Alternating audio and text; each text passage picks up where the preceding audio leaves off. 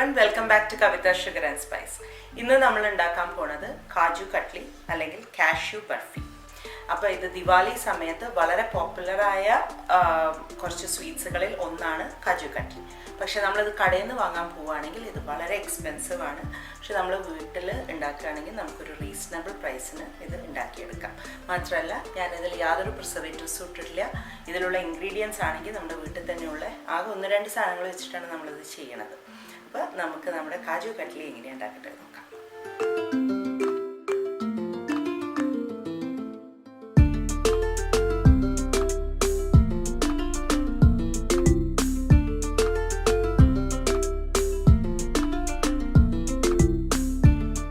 ആദ്യം നമുക്ക് 1 cup cashew ആണ് ഞാനിവിടെ എടുക്കുന്നത്. അത് നമുക്ക് പൊടിച്ചെടുക്കാം. ഇതുപോലെ നന്നായി പൊടിച്ചെടുത്തിട്ടുണ്ട്.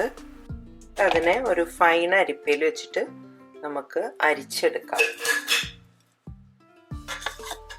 ഇതിൽ വല്ല കട്ടകളൊക്കെ ബാക്കി ഉണ്ടെന്നുണ്ടെങ്കിൽ അതിനെ നമുക്ക് ഒരിക്കൽ കൂടെ പൊടിച്ചെടുക്കാൻ വേണ്ടിയിട്ടാണ് ഇത് ചെയ്യുന്നത്. അങ്ങനെ നമുക്ക് അത് അരിച്ച് നല്ലൊരു ഫൈൻ പൗഡർ കിട്ടിയിട്ടുണ്ട്. ഇനി ഒരു പാത്രം അടുപ്പത്ത് വെച്ചിട്ട് അതിലേക്ക് 1/2 കപ്പ് പഞ്ചസാര, പിന്നെ 4 ടേബിൾ സ്പൂൺ വെള്ളം,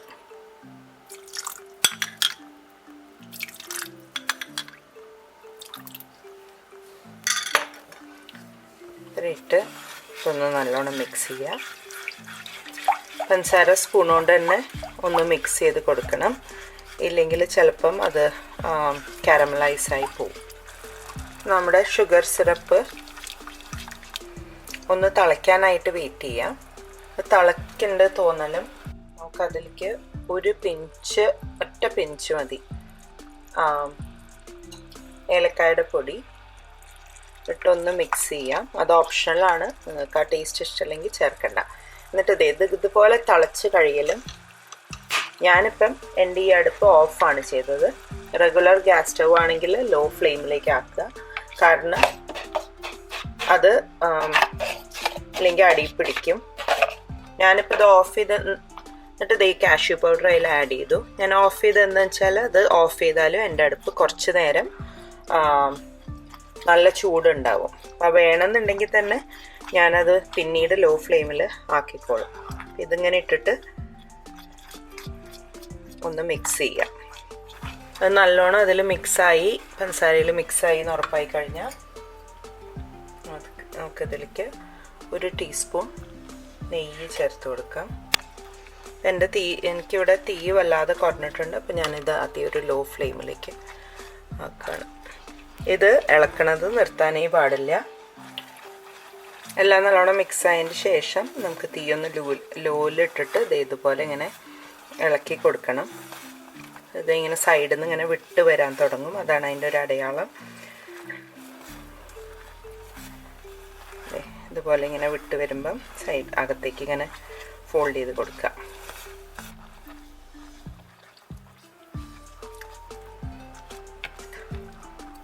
അപ്പോൾ ഇതിൻ്റെ പാകം ചെക്ക് ചെയ്യാനായിട്ട് കുറച്ച് നമുക്കൊരു സ്പൂണിലേക്ക് എടുക്കാം. നമ്മൾ കയ്യ് ഒരു തരി വെള്ളത്തിലൊന്ന് മുക്കിയതിന് ശേഷം ഇതിൻ്റെ ഒരു ഉണ്ട ഇങ്ങനെ എടുത്തിട്ട് ചൂടുണ്ടാവും, പക്ഷെ ഒന്നിങ്ങനെ ഉരുട്ടി നോക്കുമ്പോൾ നമുക്കിങ്ങനെ ഇതുപോലെ ഒരു ബോള് കിട്ടണം, സ്റ്റിക്കി അല്ലാത്തൊരു ബോള്. അപ്പോൾ അതിൻ്റെ അർത്ഥം ഇത് റെഡിയായി എന്നാണ്. അപ്പോൾ നമുക്കിനി ഇത് ഒരു പാത്രത്തിലേക്ക് മാറ്റാം. ഞാനിവിടെ ഒരു സ്റ്റീൽ പ്ലേറ്റിൽ കുറച്ച് നെയ്യ് തടവി വെച്ചിട്ടുണ്ട്. അതിലേക്ക് മാറ്റാം.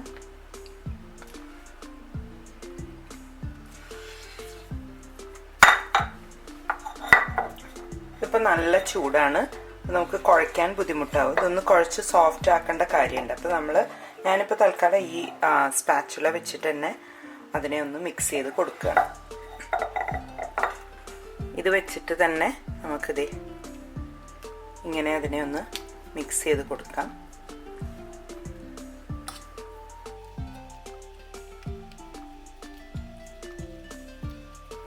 അടിയിൽ നമ്മളിങ്ങനെ ശരിക്കാക്കിയിട്ടില്ല, അടിയിൽ ഇതിങ്ങനെ ഒട്ടിപ്പിടിച്ച് തുടങ്ങും. നമ്മൾ നമ്മളിങ്ങനെ സ്കൂപ്പ് ചെയ്ത് കൊടുത്താൽ മതി. ഇതിപ്പം നല്ലോണം നമ്മൾ കുഴച്ചതേ തണിയണേനൊക്കെ അതൊരു മാവ് പോലെയായി മാറിയിട്ടുണ്ട്. ഇനി നമുക്ക് ഞാനിവിടെ ഒരു പാർച്ച്മെൻറ്റ് പേപ്പർ എടുത്ത് അതിൽ കുറച്ച് നെയ്യ് തടവാം.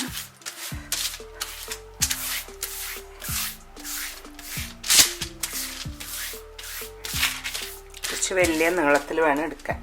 എന്നിട്ട് നമുക്ക് നമ്മുടെ പ്ലേറ്റിലുള്ള ഈ മാവ് ഇപ്പം ഒരുവിധം തണിഞ്ഞിട്ടുണ്ട്, ചൂടില്ല എന്നല്ല, ഒരുവിധം തണിഞ്ഞിട്ടുണ്ട്. അതിനെ നമുക്ക് ഇതിലേക്ക് ട്രാൻസ്ഫർ ചെയ്യാം.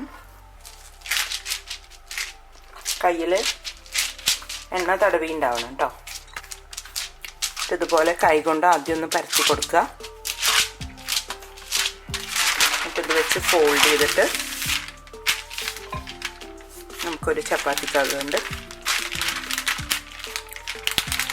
ജെൻറ്റിലായിട്ട് ഇതൊന്ന് ഈവൺ ആവാൻ വേണ്ടി മാത്രമാണ്, വളരെ തിന്നായ ഒരു ചപ്പാത്തി പോലെ ആക്കിയെടുക്കരുത്. കാജു കട്ട്ലിയുടെ ആ തിക്നെസ് കണ്ടിട്ടുണ്ടല്ലോ, അപ്പോൾ അതുപോലെ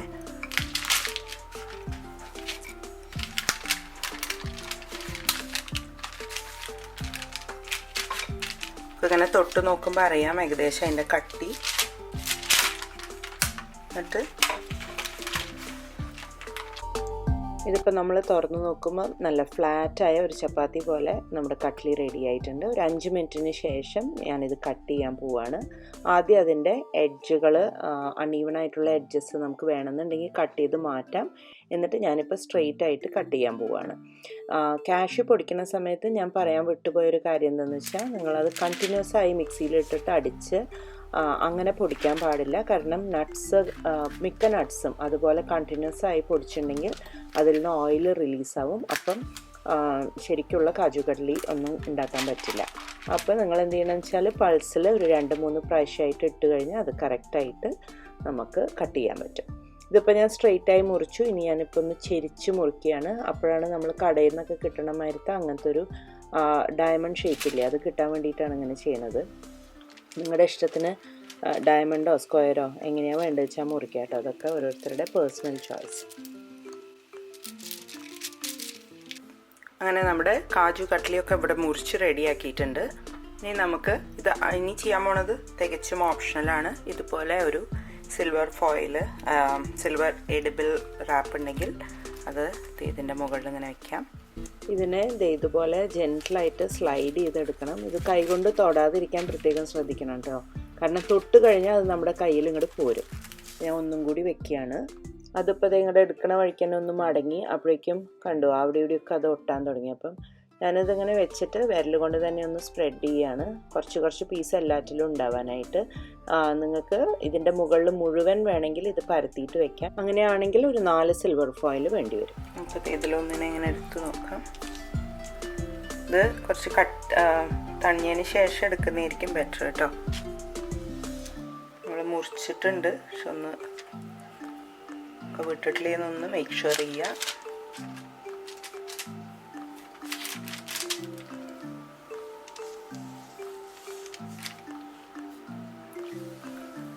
അങ്ങനെ നമ്മുടെ കാജു കട്ട്ലി ഇവിടെ റെഡി ആയിട്ടുണ്ട്. ഈ സിൽവർ ഫോയിൽ തികച്ചും ഒരു ഡെക്കറേറ്റീവ് സാധനമാണ്. അപ്പോൾ നിങ്ങൾക്ക് ഇതില്ലെങ്കിലും നല്ല അടിപൊളി കാജു കട്ട്ലി ഉണ്ടാക്കിയെടുക്കാം. എല്ലാവർക്കും ഈ റെസിപ്പി ഇഷ്ടപ്പെട്ടു എന്ന് വിചാരിക്കുന്നു. Thank you for watching my video. Wish you all A very happy Diwali. അടുത്ത തവണ കാണുന്നവരെ ടേക്ക് കെയർ. ബൈ.